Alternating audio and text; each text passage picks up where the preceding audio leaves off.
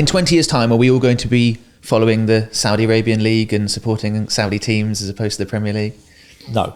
Okay. Do you think that's a bit of a flash in the pan and is going to disappear swiftly, or? I think it will possibly go the same way as the Chinese one did when they were throwing all the money around for a few years, and this is a project that's going on. But I mean, seriously, it's going to be very difficult to try to compete with leagues that have over 100 years of experience and history behind them. To try and usurp those leagues and get everybody following it, it's going to be really difficult no matter how much money you throw in. I think China proved that.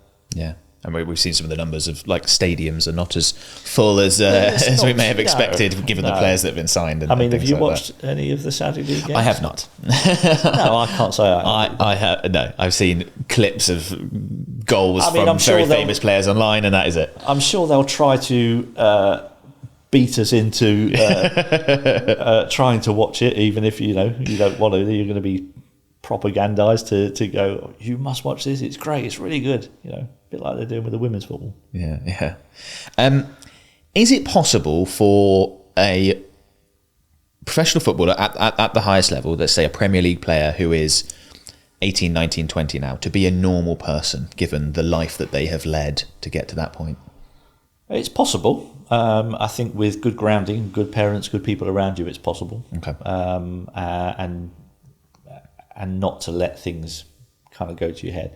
I do get a little bit concerned about how football clubs, kind of treat their players, and I think they give them a false sense of just how important they are. Yeah.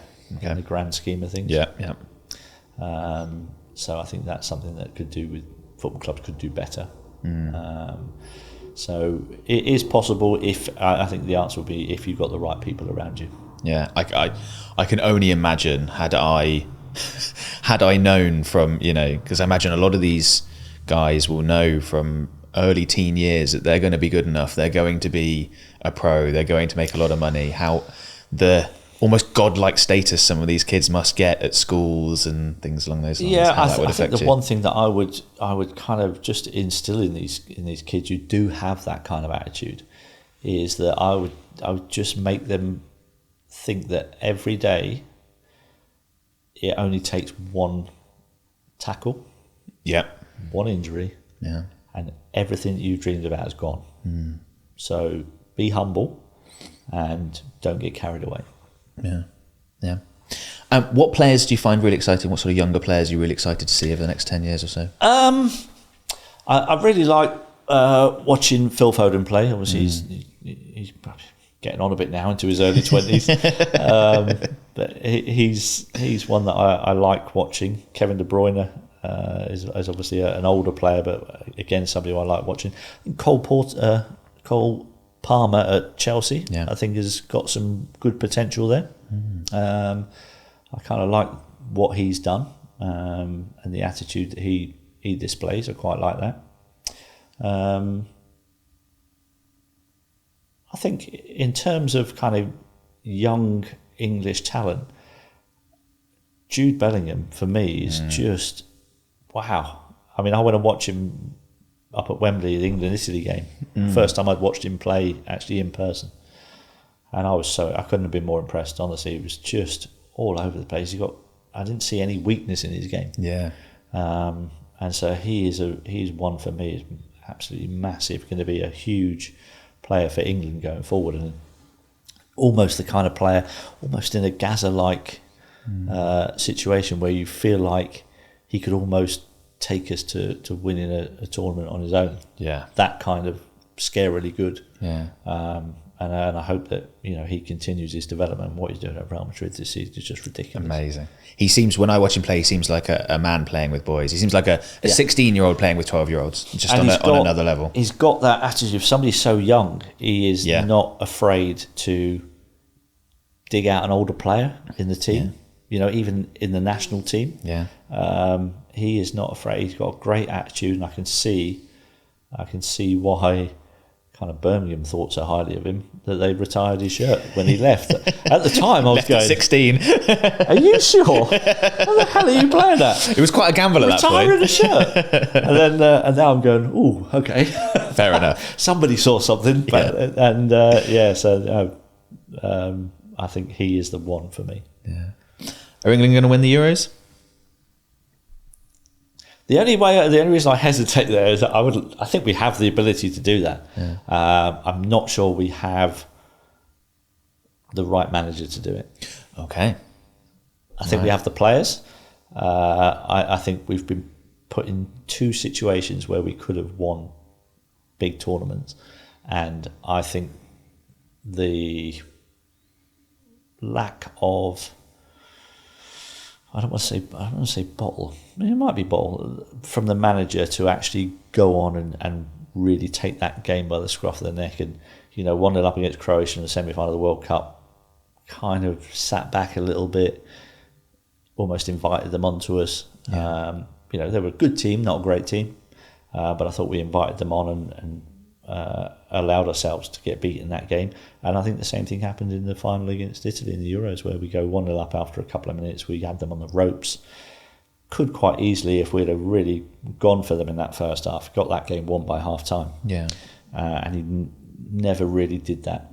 And I think had we had a more experienced, a better tactical manager, I think we would have won at least one of those tournaments. I mean, player for player in both those scenarios, the England team's head and shoulders above.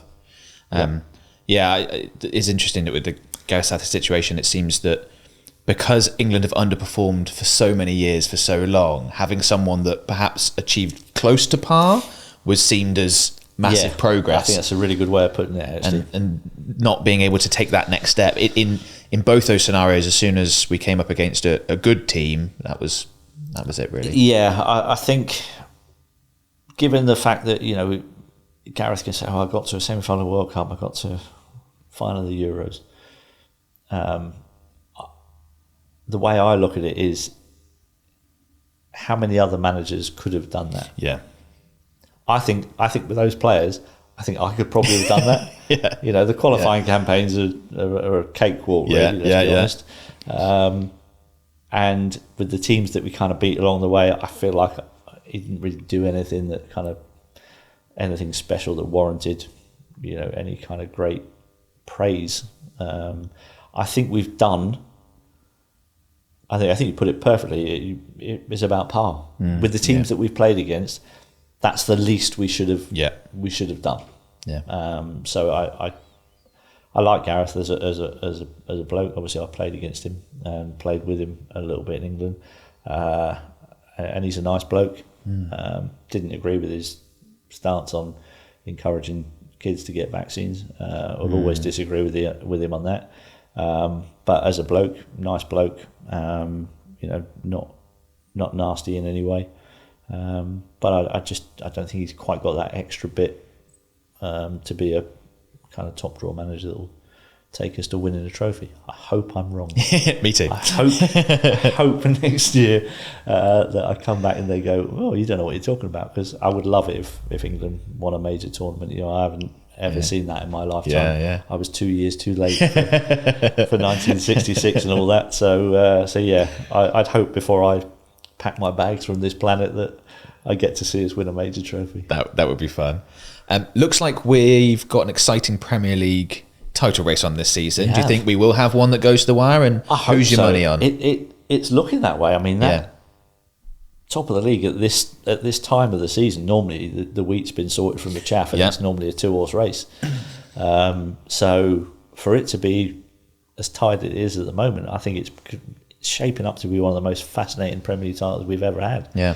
Especially if a team like Villa continue the form that they're on. If Spurs can get back into it, I mean, you're looking at 5 teams there who probably at this stage of the season realistically think, blimey, we've got a chance. Which hasn't happened for quite some time. So how do I see it panning out? I mean, you're hard pressed. Man City, you've got De Bruyne coming back in January. That's going to be massive for them. They'll probably go and win their last 14 games of the season again and win the title by 6 or 8 points. But I don't know. I think this season it could be a lot closer. I think Liverpool and Arsenal will have a bigger say. And if Aston Villa continue their home form alone, it's just incredible. Is it 15 home wins on the spin, which is just magnificent form. So Emery is really pulling up trees there. I think it will be a much tighter title race. I'd be hard pressed to back against Man City, even in the position they're in at the moment, given that they'll have De Bruyne back, and if they get everybody fit, I mean, they are capable of doing it. There's not many teams that are capable of stringing together 12, 13, 14 wins in a row, but they can. As long as they keep Rodri fit, I think the stats would say. He's a pretty important player for them. And he is, I mean, if you have Rodri and De Bruyne in the middle of that midfield. Yeah, that's special. I mean, you ain't going to lose many games with these two. Obviously, you worked for Sky for a long time. Who are your favourite pundits working now? I really liked Graham Souness. Oh, yeah. Okay. I thought Graham told it as it was. Yeah. Obviously, he left last season. Yeah. But I enjoyed listening to him. I really enjoy actually listening on football matters of all sorts. Actually, to Simon Jordan. Okay, yeah. On TalkSport, I think he speaks a lot of sense about a lot of issues. So I find him quite enjoyable. Gary Neville, I find most of the time is pretty good. I think sometimes he allows his Man United colours to shine through a little bit too much. Yeah. But on quite a lot of topics, I quite enjoy listening to him. That's about it. Jamie Carragher's not one. I was going to say he doesn't make it on the list, does he? No, his voice annoys me. So make sure to like, subscribe, and hit the notification bell. And if you want to watch my full exclusive interview with Premier League legend Matt Le Tissier, you can do so right here.